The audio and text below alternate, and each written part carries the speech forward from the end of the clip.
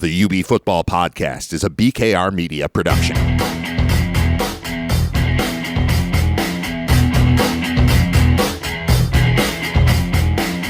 It's a UB Football Podcast live once again from the Bahamas. And once again, our coverage of the Bahamas Bowl is presented by Bezroy Roofing and Siding, the official home remodeling partner of UB Athletics. Family owned and operated by UB alumni and former student athletes, offering roofing, siding, windows, deck, and doors. Visit them at bezroyroofing.com, B-E-S-R-O-I roofing.com. It's also brought to you by Crossbar Athletics. Coaches, simplify your season with Crossbar. Uniforms and team stores made easy. Visit crossbarathletics.com today. All right, today is the biggest day of the year for most people, and that is because it's the Bully Awards. We do these occasionally. Basically, when we are given extra time at the end of a season, whether it's at the MAC championship game or a bowl game, we've got some time to sit around, think, talk about the team. We come up with lists. We do some awards. The way it's going to work, Paul and Scott, is I've got the list of awards, nominees, and winners right here in front of me. Nobody look. I will reveal the award and the nominees, and then you will tell me who you think should win, and then I'll tell you who did win. Fair enough? Good rules? Enough. Love it. Good? Love it. Everybody understands? Love it. You ran this through the accountants? They've No. authorized, they've validated all the victories? There's no Deloitte, no Touche, no nobody. Okay. We had a couple guys from Bezroy come down and count up the final tally, and then they locked it in a briefcase. All right. Unsung hero of it, but the briefcase is actually this yellow pad right in front of me. That's right. Unsung hero of the year, alphabetically, Tad Barr is an option. John Keogh is an option. Dave Patnote is an option. Paul. You know, I'm partial, and I've said this to you guys multiple times. I thought one of the unsung plays of the year was Tad Barr recovering the attempted onside kick that hit him in the leg against Toledo. He had to go like 8 yards with 4 Toledo Rockets coming at him, and that really could have turned that game around, which wound up being, I believe Pete Lembo at one point this week said he thought the Toledo game was the turnaround game of the season to propel the Bulls to where they are. So I am partial to that. I also had a chance to meet Tad Barr's dad down at the beach yesterday. He agreed that it was one of the biggest plays his son pulled off all year, but I can't deny what Dave Patnote, as the offensive coordinator, did to make the most important position on this team far exceed any of our expectations in making C.J. Agbana one of the better quarterbacks in the MAC, when I don't know that any of us, let's put it this way, we were all concerned whether the Bulls were going to be okay at that Don't position. speak for me. All right. It was an unknown quantity. A majorly unknown. We had no idea. Didn't know what was on. And Keogh, I think, also had one of the key special teams plays of the year. The Keogh special teams players? Yeah. I like that. See, we could have done that.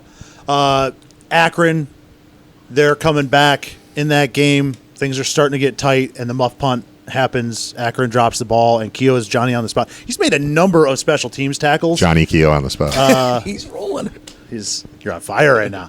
I think That's why I host it. That's true. I think he's been one of those guys that has kind of snuck under the radar, but is going to be emerging here as the calendar has turned and we start to get ready for next season. I think he's going to step up and get a lot more looks.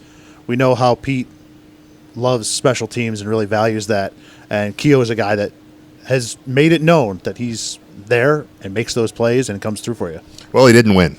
Because we're going to have to go with the OC here. You have to. Okay. Everything that happened on the offense was a delight as you watched it ramp up to the point where we were going through it earlier today, and Scott's like, they score 30 points most games, right? And you get to the end of the season, it's just like, they are launching 34 points a game in MAC play. Yeah, so it's been an incredible display for a unit that we weren't sure about, in part because we weren't sure about the quarterback, but we were sure by the end of the year, and congratulations, Dave. You're the unsung hero of the year. Road trip Please of the year. pick up your bully at the end of the program. All right, next bully award is for the road trip of the year. The nominees in alphabetical order. The Bahamas. That's up there. It's our first Are nominee. there any other nominees? Yeah.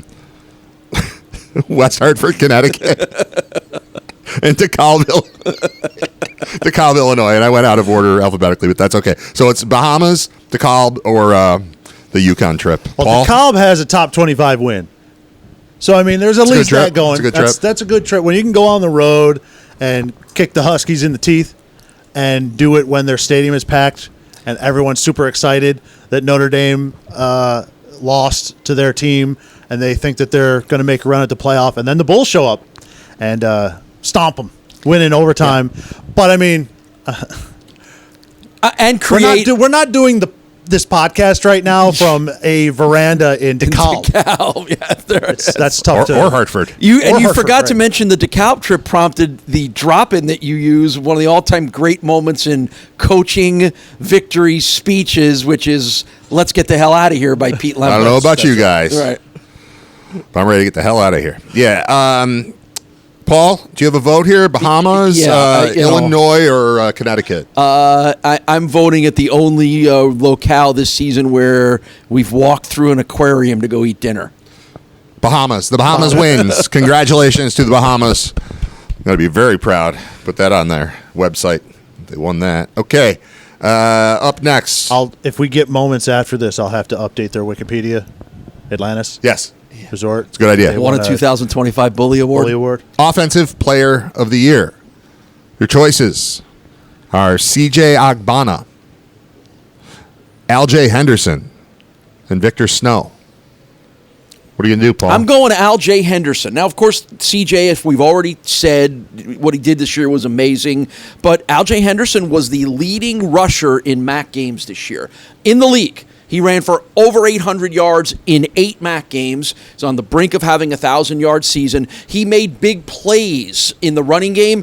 One of the biggest plays of the season was in the passing game, the 75-yard touchdown at Eastern Michigan. Don't talk about that one yet, Paul. Early in the year, you wondered whether the Bulls had a running back who could carry the load for them this year. And the way the year ended, we're like, there isn't any doubt that we have a number one running back who happens to be the number one running back in the league. I vote Al-J. Henderson. I would have to say CJ. Agbana this year has blown me away. My biggest complaint about him is that I can't keep watching him play football for us. The progression that he's had this year, just to see him with another year here would have been incredible. But this year was great. He made that scramble on 4th down to keep the Ball State game alive, and then just making some great throws at clutch times in all those close games this year. He came through on that 75-yard pass. He put it right on the money. They missed it early in the game. He maintained his composure, put it right on the money. And just every game, we ended up, no matter what the result of the game was, we ended up leaving that game seeing his growth and seeing how he got better each week. I think he was incredible this year. CJ wins by an inch. Especially because we're about to see his final game this weekend for the UB Bulls, and I hate that. I want to see more because it's been growing the whole time. If you asked me this at a different point in the season, I might not have said CJ Agbana, but the winner is CJ because of the progress that was made week in and week out. He's a better player today than he was the last time we saw him, and I expect to see that on the field here in the Bahamas Bowl. He got my vote simply because yesterday at practice I saw him drop one in on a fade pass right into a garbage can. I like that. That's a tiebreaker. That's a tiebreaker. That was impressive. All right, we'll jump in. This one, I don't know. We'll see how this goes. Defensive Player of the Year for the UB Bulls. Your nominees are Sean Dolak, Red Murdoch, and Kobe Stewart. Paul, who do you think was the best defensive player on the Bulls this year? It's. I have already gone on record on some interviews and podcasts of saying that I thought it was equal to, if not even slightly more dominant, a season than Khalil Mack had in 2013. So my vote goes for Sean Dolak. I think I'm going to vote for Dolak.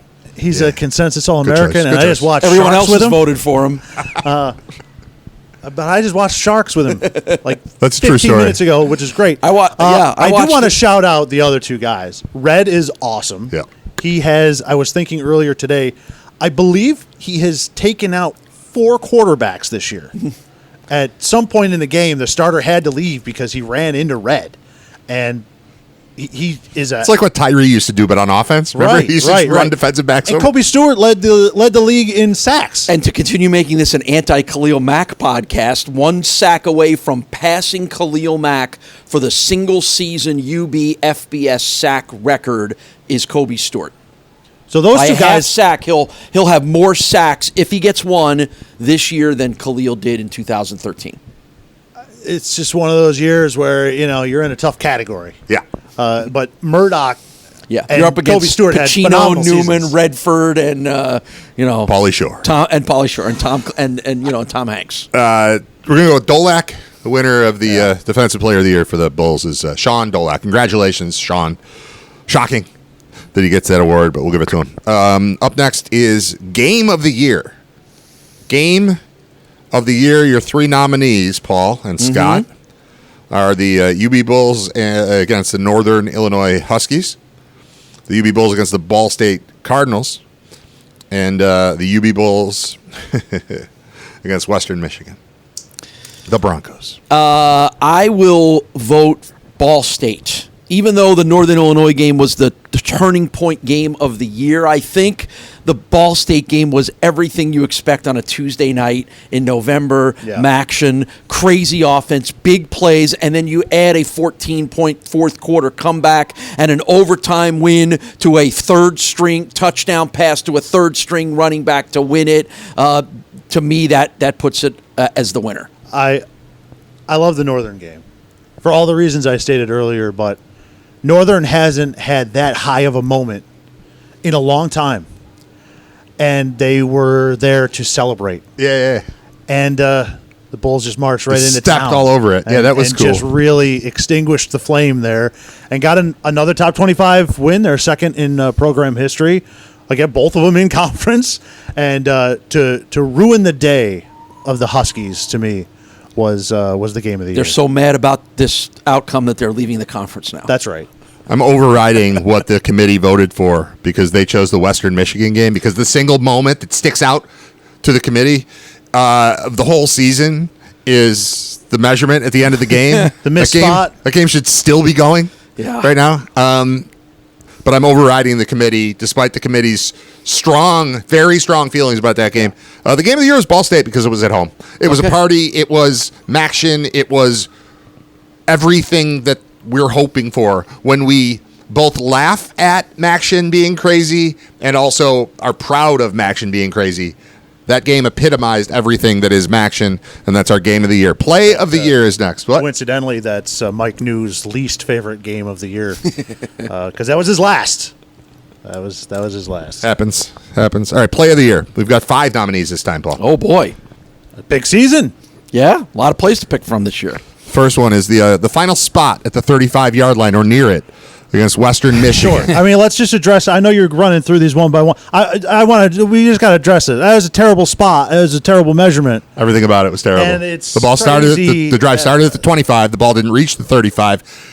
It was sitting there short of the 35. They brought out the chains to measure. They didn't reach the 35. Then they called it a first down, and the game ended, and the Bulls didn't have the ball anymore. It didn't give after Sean Dolak made the stop. It was that was stupid. That was well said. It's just one game is the difference of the season between going to Detroit and playing for a championship or not. Right, now we're stuck here in the Bahamas. Well, Thanks to that I mean, call. I guess you can't go that wrong that way. All right, next play is the Al J. Henderson wheel route touchdown against Eastern Michigan, which I believe came one snap after a long Eastern Michigan touchdown. Is that right? That's right. Yeah, that's it was right. a touchback, 25-yard line, 75-yard touchdown pass. Yeah, so that was good. Victor Snow touchdown catch at Northern Illinois. Yeah, that's a big one. I think that If that might game was get the it. turning point, that play was the turning point in that game. Yeah, I think it was 17-3 at the time. CJ puts it right down the middle of the field, and Victor Snow, the smaller of the 3 players involved there, goes up and wins that battle between 2 really high-quality DBs, brings it down, and completely changed the complexion of the game where the Bulls were kind of, struggling to get going offensively. They get the big play, and from that point on, they dominated. CJ to 3J to tie Ball State. That's a good one, too. JJ Jenkins from CJ Ogbonna. And JJ down there somewhere. Yeah. Heave it and go. Yeah, it was a great catch at a great moment. again, as you said, throw it up, and let a receiver go make a play, and the receiver went and made a play, and inside of a minute to go in the game. I mean, everything about it was awesome. Again, if that's our game of the year, that was the play of the game and the game of the year. It's a lot. Sean Dolak had a pick six against Eastern Michigan. That's one of the greatest plays I've ever seen in football. So that's also nominated. A couple of hurdles in Fox. there. Oh yeah. A lot of crazy red on that Red play. Murdoch just running around like his hair is on fire, just blocking everything in sight. You're not exaggerating. If you think that Brad is exaggerating and Brad's seen a lot of football, I agree Google with you. it. I agree. Yeah, It was one of the it's a great greatest play. plays we've ever seen, and we've seen a lot of football. One of the greatest plays we've ever seen. So I think that you might be leaning towards. And Sean Dolak agrees, because when asked what was the play or the moment of the season for you, he said that one as well, too. Will we hear that on the pregame show? We will hear that on the pregame show. Cool. Well, it wins because that was It should. awesome. Dolak, pick six. He's the guy. All right. That's your play of the year. Oh, we've got some awards that were given out before. They were handed Previously- out. Yeah, previously given out. Presented before the ceremony. camera. At a cocktail, Before the camera at a was here. cocktail Before the reception in ceremonies. the Royal Towers ballroom. All right. Head coach of the year goes to Pete Lembo. Oh, good call. That's a good one. Thanks, Pete. Thank you, Pete. Congratulations. Best visiting radio booth. Not Northern Illinois. Akron, you did it again. Congratulations. Akron. Infocision Stadium or whatever you're called. Good job. Best league reprimanded action by a UB Bull is the Upton Bellenfant double bird against Northern Illinois. Yeah, that Congratulations, was a good one. Job, Upton. UB. Yep. Best win. Best win of the year. Let's see if you can guess this one, Paul. Best win of Yes. the year? Because it just hadn't been done in so long. Best win of the year. What? Scott, what happened? We beat a Patriot League team this year. I Lafayette thought you might go- Leopards. We're I back, thought you might baby. be going there. Best win of the I year. thought that might be where you were going. Yeah. Hey, What? can't get to the Bahamas without going 1-0. That's right. And now you got to start somewhere. Lafayette came into town. We talked to some of the Lafayette people. They thought they were going to win that game. Yes, they did. And they did not. Did win not that win game. at all. Stomped them out. The Red Murdoch hit of the year goes to Cole Snyder. Sorry, dude. Goals against Cole Snyder. Shouldn't have left. Wouldn't have happened if you were still on the team. Best meal of the year. Paul, do you know this one? This one's easy. The Columbus, Ohio, before the Ohio game, the awesomely cool high street cafe bistro. The Eagle. The called the Eagle. Eagle. The Eagle in Columbus, Ohio Yes. wins best meal you, of Mark. the year. Thanks. you, Mark. Mark brought Thanks, us there. Mark Allnut. That was his idea. Shout out, Mark Allnut. Worst call of the year. That was the spot against Western Michigan That was a at bad the end one. of the game. Yep. The drive started at the 25-yard line. Then the ball didn't get to the 35, and then they measured, and the chain didn't get to the 35, Yeah. and then they called it a first down anyway. But stop me if you've heard this one before. We have. All right, that's all the ones that were. Oh, no, best opposing player. We never actually chose one. We wrote down a couple. Let's just discuss this. Best opposing player we saw this year. Player. Well, I went with Brady Cook. Yeah. I was very impressed with him. I know he got banged up after he played the Bulls, so he didn't really have the season that they had hoped for. But in our give you game, I he got a looked different one. spectacular. Yeah, And that I got- wasn't just the matchup. He was great. Tanner Kozio. That's the who I tight wrote end down. from That was Ball State. that was the other thing that I thought. Yeah. Yeah, those are the two that we had, and we didn't choose one. And So the honorable mention could go to the quarterback at Ohio, because I don't think we thought he was nearly as good as he played, not just against UB, but the whole season Against in the MAC I have championship. blocked out that game I completely. I don't know, even but he remember. was. You walked away from that, aside from being angry about another bad trip to Athens, going, that quarterback was way better than I thought he was. Yeah. All right, there's only one award left to give, and it's the biggest. Okay. It's the grand finale. It is the broadcaster of the year. Oh no! Your nominees so far are me, Yeah. You're up for this one. Yeah. Yes. you, I'm happy to be nominated. and Scott. Oh, thank you. Yeah, no problem. I'd probably go Paul. 300 games this year. It was a milestone year. Again, thank you guys for 300 that. games on the game of the year. Yeah, that's true. It's pretty good. That's pretty good. That's It was true. a pretty Paul, spectacular day. Who's your pick, Paul? We can't. You can't vote for yourself. Is that the ground rules? You can't. No, I think you I can. think by saying that, you it's a tie between the two of you guys because you guys make whatever I am. You guys make me better and make our broadcast awesome. So I vote 1/2 vote for each of you. All right. All of those this half votes are not going to do anything. When 2 full votes go to Paul Peck, the broadcaster of the year, Mr. 300 right here. Congratulations. Thank you. I'm on so that proud. achievement and on winning broadcaster of the year, that's got to be a big deal. I'm so proud. That's where you have to put the helmet on, though. Oh, I got to put the helmet on now? Yeah. Okay. Put it on. Yeah. Put it on. There it is. All right. There you So go. now I'm going to do these reads to close this thing Hold out, up. but I would like the camera pointed just right at Paul's face. And I want that to be all anybody can see is You see Paul's my neck face. muscles quivering. These Just- things are way heavier than I ever thought Right. they Look were. into the camera, please. All right. So people will look at that and My listen. Dolac eyes. Yeah. Look mean, Paul. All right. Coverage of the Bahamas Bowl is presented by Bezroy Roofing and Siding, official home remodeling partner of UB Athletics, family owned and operated by UB alumni and former student athletes, offering roofing, siding, windows, deck, and doors. Visit them at bezroyroofing.com, BESROI roofing.com.